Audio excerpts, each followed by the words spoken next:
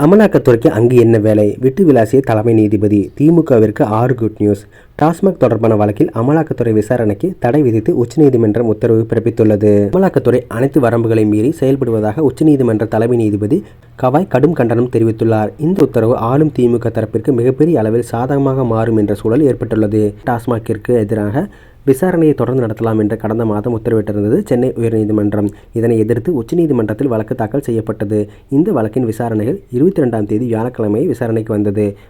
வழக்கை விசாரித்த உச்சநீதிமன்ற தலைமை நீதிபதியான கவாய் தலைமையிலான முதல் அமர்வு, தனிநபர் செய்த தவறுகளுக்காக ஒரு நிர்வாகத்தின் மீது நடவடிக்கை எடுப்பதா, எந்த மூல வழக்கின் அடிப்படையில் நடவடிக்கை எடுக்கப்படுகிறது என்று அடுக்கடுக்காக கேள்வி எழுப்பியது.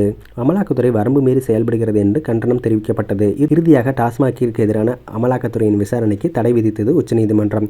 அமலாக்கத்துறை அனைத்து விதிகளை மீறுகிறது, வரம்பு மீறி நடக்கிறது, முறைகேடு நடந்தது என்றால் சம்பந்தப்பட்ட தனிநபர்கள் மீது வழக்கு பதிந்து விசாரிக்கலாம். டாஸ்மாக் தொடர்பான வழக்கில் அதிகாரிகளுக்கு எதிராக எஃப்ஐஆர் பதிவு செய்யப்பட்டு நடவடிக்கை எடுக்கப்பட்டு வரும் நிலையில் அமலாக்கத்துறைக்கு அங்கு என்ன வேலை? தனிநபர் செய்த விதிமுறைகளுக்காக ஒரு நிர்வாகம் மீது நடவடிக்கை எடுப்பதா என உச்சநீதிமன்றம் சரமாரியாக கேள்வி எழுப்பியுள்ளது. இந்த கேள்விக்கு பின் காரணங்கள் உள்ளன. அமலாக்கத்துறை அதிகாரிகள் டாஸ்மாக் புகாரில் சிக்கியுள்ளவர்கள் வீடுகள் மட்டுமின்றி டாஸ்மாக் அலுவலகத்திலும் ரெய்டு செய்துள்ளனர். உதாரணமாக, டாஸ்மாக் அலுவலகத்தில் எத்தனை மதுபாட்டில்கள் உள்ளன, அதில் இருக்கும் QR கோடு என்ன, பார்கோடு ஆகியவை எப்படி தயாரிக்கப்பட்டது, எத்தனை பார்கோடு தயாரிக்கப்பட்டது, எத்தனை பயன்படுத்தப்பட்டது, எத்தனை பயன்படுத்தப்படவில்லை, பார்கோடு இல்லாமல் திருட்டுத்தனமாக விற்கப்பட்டது எத்தனை என்றெல்லாம் அமலாக்கத்துறை விசாரணை செய்துள்ளது. இதற்கான CCTV கேமராக்கள், டாஸ்மாக் கடைகளில் மின்சாரம் எத்தனை நேரம் எரிந்தது என்பதற்கான பில்லை வைத்து அது இயங்கிய நேரத்தை கணக்கிட முயன்றது அமலாக்கத்துறை. இதையெல்லாம் தான் உச்சநீதிமன்றம் இப்பொழுது கண்டித்து தடை விதித்துள்ளது. திமுகவிற்கு சாதகம். இந்த உத்தரவு ஆளும் திமுக தரப்பிற்கு மிகப்பெரிய அளவில் சாதகமாக மாறும் என்ற சூழல் ஏற்பட்டுள்ளது. இதனால் இனி டாஸ்மாக் அலுவலகங்களில் ரெய்டு நடத்த முடியாது. ஏற்கனவே அங்கே செய்யப்பட்ட ரெய்டுகள் மூலம் கிடைத்த ஆவணங்களை கோர்ட்டில் செல்லாது. வேண்டுமானால் அமலாக்கத்துறை அதை வைத்து நூல் பிடித்து விசாரணைக்கு செல்லும். ஆனால் ரெய்டு ஆவணங்கள் கோர்ட்டில் செல்லாது. அதிகாரிகளுக்கு எதிராக எஃப்ஐஆர் பதிவு செய்யப்பட்டு நடவடிக்கை எடுக்கப்பட்டு வரும் நிலையில் அமலாக்கத்துறை அங்கு என்ன வேலை என்று கேட்டுள்ளது. இதனால் அமலாக்கத்துறை பவரே இங்கு கேள்விக்குறியாக உள்ளது.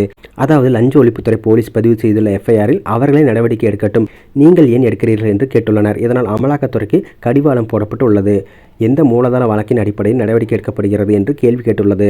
ஏனென்றால் டாஸ்மாக் தொடர்பாக 52 எஃப்ஐஆர்கள் உள்ளன. இதில் பல அதிமுக மாஜிகளுக்கு எதிரான எஃப்ஐஆர். இதில் எது என்று அமலாக்கத்துறை கூறினால் அது அதிமுகவிற்கு மட்டுமல்ல, பாஜக கூட்டணியில் உள்ள அதிமுகவிற்கும் சிக்கல். இதனால் அமலாக்கத்துறைக்கு புதிய சிக்கல் வந்துள்ளது. டாஸ்மாக் வழக்கில் அமலாக்கத்துறை தன்னுடைய எல்லைகளை தாண்டி செயல்பட்டுள்ளது.